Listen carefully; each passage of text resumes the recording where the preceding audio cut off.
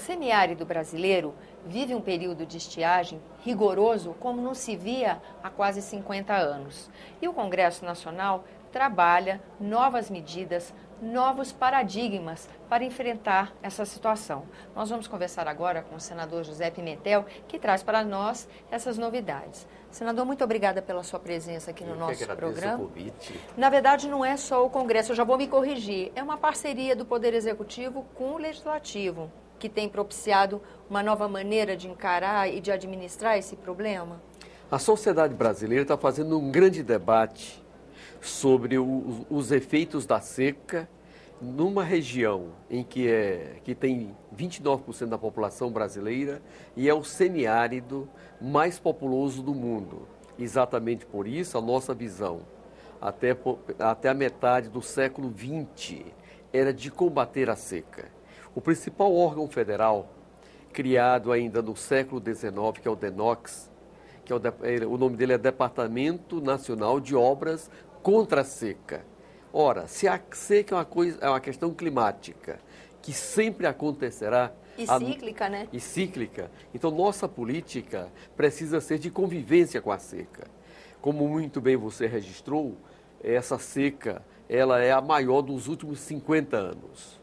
E esta seca, ela alcança toda a nossa economia e principalmente o abastecimento de água. Já fizemos uma série de políticas para diminuir os efeitos da seca no que diz respeito à alimentação. Nesse período de seca de 2012, 2013, nós não tivemos nenhuma cidade nordestina ocupada à procura de alimentos e nem tampouco os saques regulares que nós tínhamos nas nossas rodovias, no nosso comércio, nessa grande seca também não existe. E isso é resultado de uma série de políticas públicas que passa pelo Bolsa Família, que garante o alimento das famílias mais pobres. A aposentadoria rural é um outro forte instrumento de combate às secas e as políticas para resolver a questão do endividamento rural. Esse é um ponto crítico, a questão do endividamento é uma tragédia do cidadão comum, né, senador? Porque é toda uma dedicação a essa atividade rural, sujeita às intempéries climáticas e a pessoa fica totalmente vulnerável, né? Você tem toda a razão. Esses pequenos proprietários, esses trabalhadores, esses agricultores tomaram o dinheiro emprestado para plantar, fazer plantio agrícola e procederam ao plantio. Como não teve a chuva, eles não tiveram a colheita. E em épocas anteriores, eles tinham que vender a própria terra, tinham que perder a terra em leilão feito pelos bancos para honrar a sua obrigação. Desta vez, o Congresso Nacional, o Poder Executivo tomaram medidas e aqui foram aprovadas. Entre essas, eu lembro muito bem da Lei 12.716, ainda em 2012, mais recentemente, a Lei 12.872. E esse conjunto de normas aprovado pelo Congresso Nacional permitiu que mais de 800 mil operações de crédito fossem perdoadas, renegociadas e com abatimento. Aqui, toda dívida agrícola até R$15 mil teve um desconto de 85%. Ou seja, se você devia R$10 mil, paga apenas R$1.500. R$8.500 foi perdoado por conta dos efeitos da seca. Viabilizou, né? Permitiu que ele pudesse criar as condições honrar de parcelamento, dívidas, de pagamento e mantendo a sua pequena propriedade. As dívidas de R$15 mil a R$35 mil, o rebate, o desconto a fundo perdido é de 75%. De R$35 mil a R$100 mil é de 50%. E até de 100 mil a 200 mil reais é feito um parcelamento em 10 anos com carência de 3 anos. Isso envolveu 11 bilhões e 200 milhões de reais. Nós também estamos com os projetos que são a chamada interligação das águas do São Francisco para o Nordeste Setentrional. O Canal Leste beneficiou Pernambuco e a Paraíba. O Canal Norte beneficiou Pernambuco, Ceará, Paraíba e o Rio Grande do Norte, o chamado Nordeste Setentrional. Nessa região, nós temos mais de 12 milhões de habitantes e nós ainda temos o velho carro-pipa que vem há muito tempo. e queremos superar mais esse problema para que possamos ter uma água de melhor qualidade e, com isso, evitar a doença das nossas famílias e, ao mesmo tempo, o abastecimento animal. Por falar em abastecimento animal, nesta seca foi o maior problema nosso. Nós já tivemos mais de 100 mil cabeças de gado mortas por falta de alimento e por falta de água.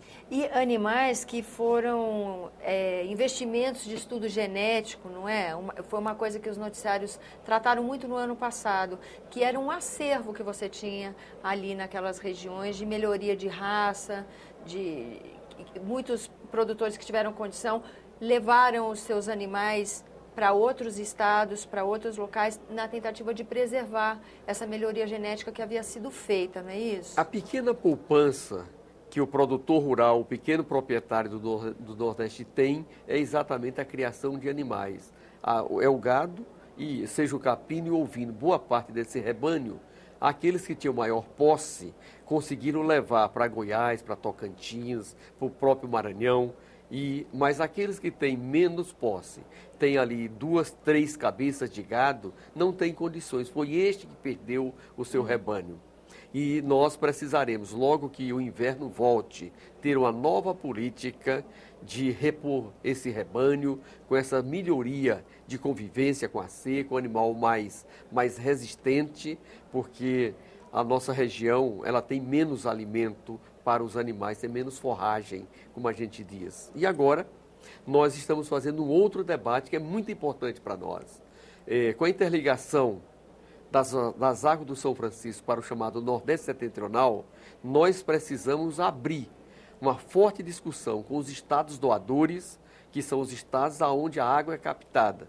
Ou seja, os nascedouros do Rio São Francisco fica ali no estado de Minas Gerais, parte da Bahia, envolve também os estados de Alagoas e Sergipe, que nós chamamos de estados doadores de água. Certo. E nós que somos estados receptores de água, o Pernambuco, a Paraíba, o Rio Grande do Norte, o nosso Ceará, parte do Piauí, que depois também será beneficiado. Falando do Piauí, é consistente a notícia de que há um lençol de água, um aquífero maravilhoso.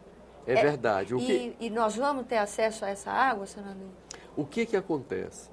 Nós temos, a mais ou menos 300 quilômetros da praia, uma grande serra, que é a divisa entre o Ceará e o Piauí. E as águas que infiltram lá na bacia amazônica, uma parte dela desce pelos veios da terra e se armazenam ao pé dessa grande serra na parte do Piauí. É por isso que quando você abre alguns poços profundos, ele chega espontaneamente a jogar água sem necessitar do seu bombeamento. É fruto desse reservatório de água doce de qualidade, mas não é em todo o Piauí. O Piauí também tem uma parte que o seu solo é cristalino, como é o estado do Ceará e os outros estados do Nordeste Setentrional. Essa região não tem água, que é a região de São Raimundo Nonato, próximo a Picos, aquela parte que nós chamamos do sul do Piauí. Essa região, necessariamente, vamos precisar também de ter o chamado canal oeste do São Francisco para essa região. Mas nós temos, sim, no Piauí, uma reserva de água muito maior do que nos outros estados. Senador, não queria terminar nossa entrevista sem falar da subcomissão criada na Comissão de Infraestrutura e que o senhor preside, que é destinada a tratar desse tema, não é? Essa subcomissão está fazendo agora um ciclo de audiências públicas. Hoje foi exatamente a primeira delas sobre o tema água, com o presidente da Agência Nacional de Águas, e na próxima quarta-feira teremos uma outra com o ministro da Integração Nacional para discutir os desdobramentos dessa negociação da dívida agrícola, discutir a questão dos canais de integração do São Francisco, porque eles estão atrasados. No cronograma era para ter sido inaugurado no final de 2012, mas tivemos problemas em 2011 e 2012 com as empresas que estavam fazendo esses canais, que exigiram um aditivo, uma atualização do preço desses canais, argumentando de que a mão de obra ficou muito mais cara, e é verdade, o salário mínimo hoje é muito maior, o preço do cimento é muito diferente daquele que era lá em 2006, 2007. Essa fase já foi concluída e agora as empresas retomaram esse canteiro de obras e queremos ver com o nosso ministro ministro da Integração Nacional esse calendário, esse cronograma. Lembrando que existem também uma série de outros canais sendo feitos ao longo do leito do Rio São Francisco. Eu lembro aqui muito bem do canal dos Sertões de Alagoas, que é muito importante o estado de Alagoas, tem os canais sendo feitos na Bahia. O Sergipe cobra também a necessidade de canais de integração naquela região. Portanto, a gente espera que, concluindo esse conjunto de obras públicas e particulares que estão sendo feitas no Nordeste Setentrional, no Nordeste, nós possamos ter uma outra região. Uma região com alta produtividade agrícola, particularmente na fruticultura e, acima de tudo, resolvendo e, se Deus nos permitir, aposentando o velho carro-pipa, porque é inadmissível que o homem foi à Lua, mas no Brasil as famílias continuam sendo abastecidas com carro-pipa. O senhor tem razão, ainda mais agora já estamos em pleno século XXI, não é mesmo? Eu vou encerrar a nossa entrevista, infelizmente o tempo está esgotado, mas eu queria convidar o senhor, então, depois da vinda do ministro, para a gente conversar de novo, trazer notícias sobre esse novo encontro. Fica o compromisso. Muito obrigada, senador, pela sua presença. A você que nos acompanha, muito obrigada pela atenção. Esse é o programa Argumento. Eu sou Tânia Horman e você pode participar do nosso trabalho.